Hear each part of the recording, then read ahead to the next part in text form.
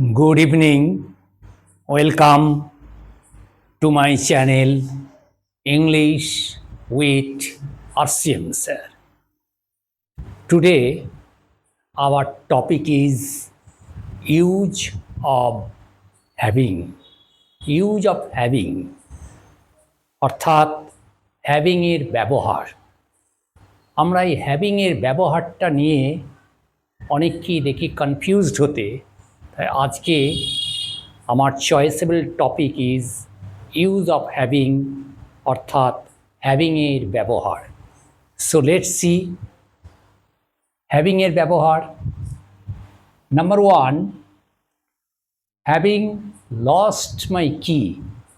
Having lost my কি, I searched everywhere.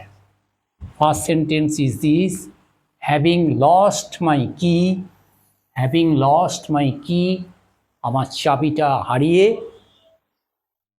I searched everywhere, আমি সর্বত্র খুঁজলাম, অর্থাৎ আমার চাবিটা আমি হারিয়ে ফেলেছিলাম। হ্যাভিং লস্ট মাই কি, অর্থাৎ এখানে হ্যাভিংয়ের পরে এটা কি হয়েছে, ভিত্তি হয়েছে, অর্থাৎ লুজ মানে হারানো, lost lost. So having lost my কি, আমার চাবিটা হারিয়ে যাওয়ায় আই সার্চড এভরিহোয়ার, আমি সর্বত্র খুঁজলাম। অর্থাৎ আমার চাবিটা যে আমি খুঁজলাম এটা সিম্পল পাস্ট আছে, তাহলে আমি সর্বত্র যে খুঁজলাম কিসের জন্য খুঁজলাম, কারণ আমি চাবিটা হারিয়ে ফেলেছিলাম। আমি যে চাবিটা হারিয়ে ফেলেছিলাম, আমি চাবিটা সর্বত্র খুঁজলাম, তার আগেকার ঘটনা। তাহলে এখানে কি হবে, এখানে হ্যাভিংয়ের ব্যবহার হবে হ্যাভিং লস্ট মাই কি আই সার্চড এভরিহোয়ার। আর একটা ঠিক এইরকম একটা আছে, সেটা হচ্ছে হ্যাভিং ফিনিশড মাই হোমওয়ার্ক, আমার বাড়ির কাজটা শেষ করার পরে I went to bathe in a river, আমি নদীতে স্নান করতে গেলাম। তাহলে আমি যে নদীতে স্নান করতে গেলাম এটা সিম্পল পাস্ট, তাহলে তার আগে আমার হোমওয়ার্কটা আমি ফিনিশ করেছি, তাহলে তার আগের ঘটনা হলে তখন কি হবে না, এখানে আমরা এই ইউজটা করব হ্যাভিং ফিনিশড মাই হোমওয়ার্ক, আমার বাড়ির কাজটা শেষ করার পরে I went to bathe in the river. অর্থাৎ এখানে আমাদের এখানে যেটা ব্যবহার হবে সেটা হচ্ছে হ্যাভিং কথাটা ব্যবহার হবে এবং এখানে ভি3 ব্যবহার হবে, অর্থাৎ হ্যাভিং ফিনিশড মাই হোমওয়ার্ক। এইভাবে আমরা হ্যাভিংয়ের ব্যবহারটা করছি। কিন্তু আর দুটো জায়গা আছে, নাম্বার 2 এবং নাম্বার 3, এ দুটো কিন্তু হ্যাভিংয়ের ব্যবহারটা অন্যভাবে হবে, অর্থাৎ কোনো কজ বা কারণ অর্থে এটা ব্যবহার হচ্ছে। যেমন হ্যাভিং নো ক্যাশ, অর্থাৎ অর্থ না থাকায় আই পেড অনলাইন, আমি অনলাইনে পে করলাম, I paid online. Having no cash অর্থাৎ ক্যাশ না থাকায়, হ্যাভিং নো ক্যাশ, ক্যাশ না থাকায় আই পেড অনলাইন, আমি অনলাইনে পেমেন্ট করলাম। এখানেও হ্যাভিংয়ের ব্যবহার হলো, এখানে ইউজ অফ হ্যাভিং হবে, কিন্তু এখানে হ্যাভিং নো ক্যাশ, অর্থাৎ এখানে ঠিক এই ইয়েতে স্ট্রাকচারে আমাদের এখানে আসবে না।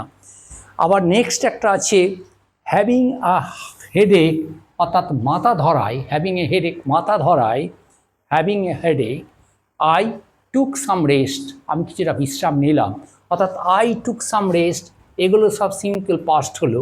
কিন্তু তার আগে এখানে কি হচ্ছে, এখানে আমাদের কোনো প্রেজেন্ট পারফেক্ট কিছু হচ্ছে না, আমাদের having no cash, having a headache I pay, এখানে having no cash I paid online, having a headache I took some rest, এভাবে এদের স্ট্রাকচার দুটো হলো।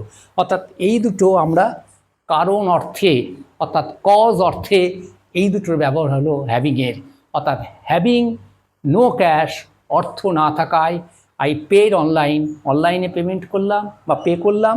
হ্যাভিং আ হেডেক, মাথা ধরায় আই টুক সাম রেস্ট, আমি কিছুটা বিশ্রাম নিলাম। এখানে কারণ অর্থাৎ কজ অর্থে ব্যবহৃত হলো। কিন্তু ঠিক এই দুটো জায়গাতে, অর্থাৎ নাম্বার 1 এবং 4, এ দুটো জায়গাতে যে ঘটনা দুটো ঘটছে সেই ঘটনা তাই একটা বেশি আগে যখন ঘটে যাচ্ছে তখন সেখানে হ্যাভিংয়ের ব্যবহারটা আমাদের হচ্ছে, অর্থাৎ দুটো কাজ হচ্ছে কিন্তু একটা কাজ বেশি আগে ঘটে যাচ্ছে তখন হ্যাভিংয়ের ব্যবহারটা হয়ে যাচ্ছে। যেমন আই সার্চড এভরিহোয়ার, আমি সর্বত্র খুঁজলাম, এটা হচ্ছে সিম্পল পাস্ট। তার আগের ঘটনা যখন হবে হ্যাভিং লস্ট মাই কি, আমার চাবিটা হারিয়ে যাওয়ায় আই সার্চড এভরিহোয়ার, আমি সর্বত্র খুঁজলাম। তাহলে হ্যাভিং লস্ট মাই কি এটা এর আগের ঘটনা, এই জন্য এখানে হ্যাভিংয়ের ব্যবহার হলো। সিমিলারলি নাম্বার 4এও তাই, হ্যাভিং ফিনিশড মাই হোমওয়ার্ক, আমার বাড়ির কাজটা শেষ করার পরে I went to bed in the river, আমি নদীতে স্নান করতে গেলাম। অর্থাৎ নদীতে স্নান করার আগে আমার বাড়ির কাজটা আমি শেষ করেছি, এই জন্য এখানেও হ্যাভিংয়ের ব্যবহার হয়েছে। Having finished my homework I went to bed in the river. এভাবে আমরা হ্যাভিংয়ের ব্যবহারটা করতে পারি, এবং এভাবে যদি আমরা করি একটা কারণ অর্থে আর একটা দুটো ঘটনার মধ্যে একটি বেশি আগে যখন ঘটে যাবে তখন হ্যাভিংটা রেখে তারপরে আমরা V3 ফর্মে চলে যাব, অর্থাৎ এইভাবে লস্ট এবং এইভাবে ফিনিশড, এভাবে আমরা এর স্ট্রাকচারটাকে তৈরি করতে পারি। এবং আমরা বাংলাতেও এটা বুঝে নিতে পারি, ইংরেজিতেও এইভাবে স্ট্রাকচারে আমরা এসে হ্যাভিংয়ের ব্যবহারটাকে খুব সহজেই আমরা অনুধাবন করতে পারব, এবং হ্যাভিংয়ের ব্যবহারটা আমরা বিভিন্ন ক্ষেত্রে ব্যবহার করতে পারব। আশা করি আর কোনো প্রবলেম হবে না, সব কিছু জলবত্তরলম পরিষ্কার বোঝা যাবে। So that's the end of today's topic, use of having, হ্যাভিংয়ের ব্যবহার, কারণ অর্থে হ্যাভিংয়ের ব্যবহার, এবং আর একটা যেটা সেটা হলো দুটো ঘটনার আগে যেটা বেশি আগে ঘটে যাচ্ছে সেক্ষেত্রে আমরা হ্যাভিংয়ের ব্যবহারটা করে যাচ্ছি এবং তারপরে সিম্পল পাস্টটা ব্যবহার করছি। এভাবে আজকে হ্যাভিংয়ের ব্যবহারটা নিয়ে একটা ক্লাস নেওয়া হলো। আশা করি সকলের ভালো লাগবে, এবং সকলেই যদি কিছু কনস্ট্রাকটিভ বা পজিটিভ কিছু রেসপন্ড করে তাহলে আমারও ভালো লাগবে, এবং যদি কিছু কমেন্ট বক্সে কমেন্ট রাখে সেটাতেও ভালো হবে, সেইভাবে এগোনো যাবে। আর এইভাবে যদি আমাকে ইন্সপায়ার করা যায়, এনকারেজ করা হয়, তাহলে নতুন নতুন ভিডিও নিয়ে আসতে পারবো এবং নতুন নতুন ভিডিও উপহার দিতে পারবো। সো অবশ্যই আমার ভিডিওটা শেয়ার করতে হবে, সাবস্ক্রাইব করতে হবে এবং লাইক করতে হবে। So please subscribe, share and like my channel.